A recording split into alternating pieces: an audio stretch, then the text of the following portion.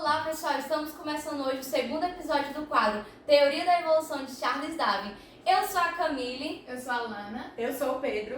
Eu sou Risa Valentina e nós estamos apresentando o monopodcast que foi feito na escola Centro de Educação Municipal Deputado Manuel Rodrigues. Nós somos do nono A e... Pronto.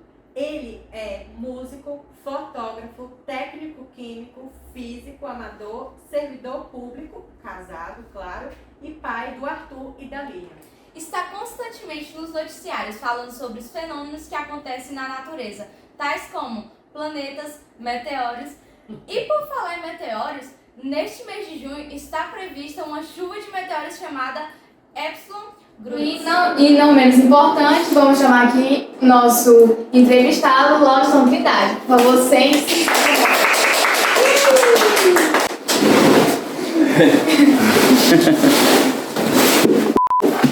Bom, nosso podcast falará sobre a teoria da evolução de Charles Darwin, sobre o ponto de vista científico, o ponto de vista da astronomia, etc. Primeiro agradecer o convite a todos, agradecer ao Centro de Educação Municipal do Deputado Manuel Rodrigues, pela oportunidade, parabenizar vocês, por essa iniciativa, por esse podcast, que é importante, para a gente incentivar tanto essa questão do protagonismo como a criação de conteúdo. Eu acho que é uma iniciativa importante que vocês têm, para que possa garantir que outras escolas possam seguir esse modelo. Eu sempre valorizo e me senti muito honrado em ser convidado para participar hoje. A gente também está muito honrado por ser aqui. Então vamos começar. A primeira pergunta sobre a teoria da evolução de Charles Darwin. É básica, só para dar o contexto. Qual a sua opinião acerca de Charles Darwin? Bem, vamos lá, vamos do começo, Charles Darwin ele tem uma importância muito grande no contexto filosófico. Ele, junto com Freud, basicamente no final do século XIX e início do século XX, porque tanto a teoria psicológica do Freud quanto a teoria da evolução do Darwin, elas acabam marcando a mudança entre a era moderna e a era contemporânea. Então, a chegada das informações, a percepção que ele teve, a partir dessa viagem que ele fez ao redor do planeta, trouxe uma perspectiva diferente para a humanidade, de que a construção que a gente tem, do que a gente entendia como o homem, ele diferia do que a gente tinha na Idade Moderna, ou na Idade Média, ou na Antiguidade. Realmente inaugura um outro momento de percepção filosófica. Isso porque, a partir da teoria dele, a humanidade percebeu que nós somos construídos não especificamente por nós mesmos, ou simplesmente pela figura de Deus, mas a gente é construído por toda a influência de tudo que compõe.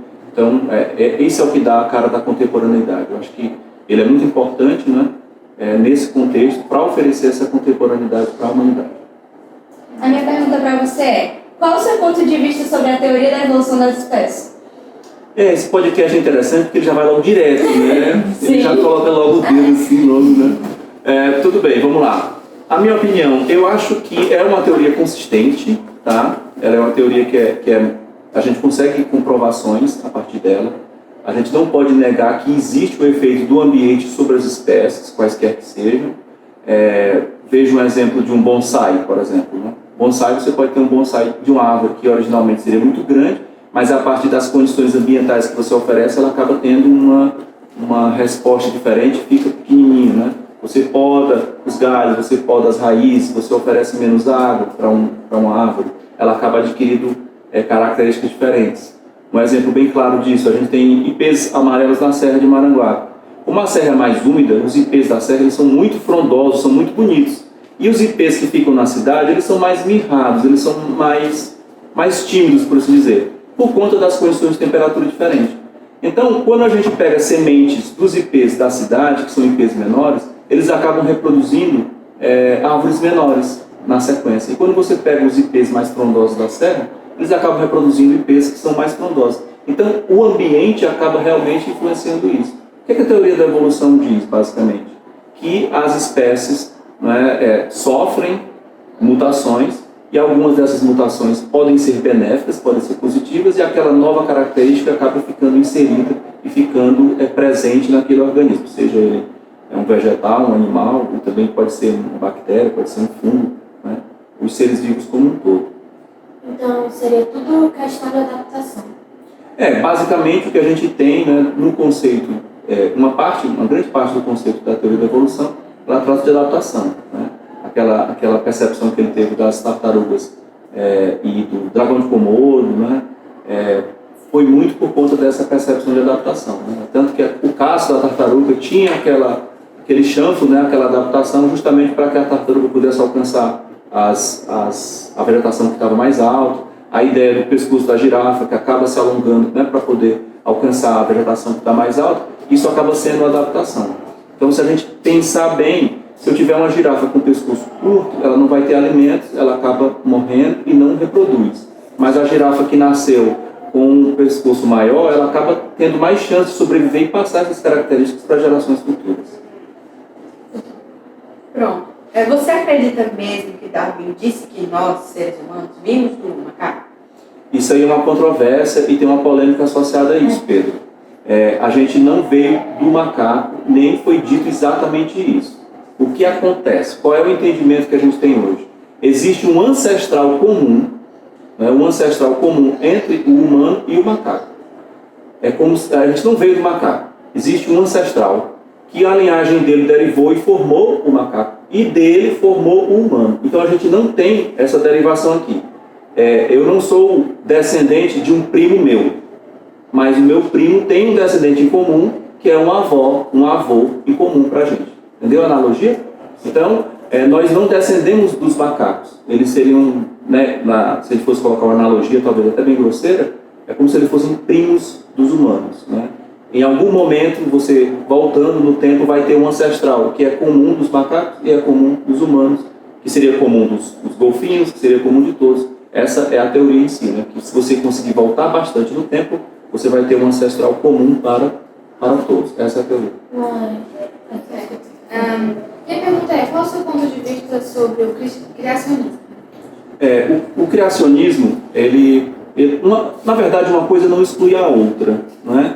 A gente não necessariamente precisa, eu sou ferrenho adepto da evolucionismo, sou ferrenho adepto do criacionismo, como se uma coisa fosse excludente da outra, né? Eu acho que as regras da evolução, elas estão no universo que pode ter sido criado, sim, por um Deus, por uma entidade, isso não exclui, né? Eu entendo dessa forma. Eu acho que uma coisa realmente não exclui a outra. Então, é possível que tenha existido a criação, mas eu acredito que a figura divina, né, isso eu estou falando de uma forma mais genérica, para atender realmente várias culturas ou crenças, né, que as pessoas que acompanham o podcast podem ter, não importa, eu acredito que essa figura divina, Deus, como as pessoas acreditam nas suas formas diversas, não necessariamente tenha fechado as regras e impedido que acontecesse as evoluções. A gente tem sinais muito claros de adaptações no dia a dia da gente, né? Se você pega uma tesoura para cortar tecido, nos primeiros dias dói, faz calo, depois de 6 meses você nem sente mais, porque você acaba se adaptando, então o seu corpo vai criar resistência. Quando a gente vai pegar um halteres na academia, no primeiro dia a gente está todo quebrado, todo dolorido, mas com o passar do tempo a gente se adapta àquilo e adquire resistência, os ossos adquirem resistência, os tendões adquirem resistência. Eu acho que Deus, né, na sabedoria dele, não criaria um universo que fosse fechado, e toda a criação dele também seria capaz de se adaptar às mudanças climáticas, às mudanças de local, às mudanças de temperatura. Eu acho que uma coisa não exclui a outra, tá, meninos? Eu acho que é possível conviver tanto com o criacionismo e o evolucionismo. Você acha que há um confronto entre criação divina e a teoria da evolução das espécies? Eu acho que os humanos fazem esse confronto, né? As pessoas gostam muito de estar certas, né? Eu vejo muito isso, né?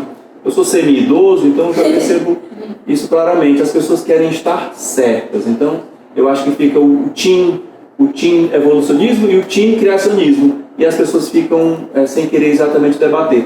É por isso que eu acho muito importante, valorizo muito essa iniciativa de vocês, de trazer várias pessoas de formação diferentes, de idades diferentes, para essa discussão, para a gente poder agregar. Eu acho que a gente tem que permitir que as pessoas pesquisem, que as pessoas estudem, que as pessoas aprendam, que as pessoas debatam. Isso é que torna a gente mais rico, isso é que é mais interessante. Se a gente se fechar numa ideia e não se permitir evoluir, né, eu acho que isso é problemático.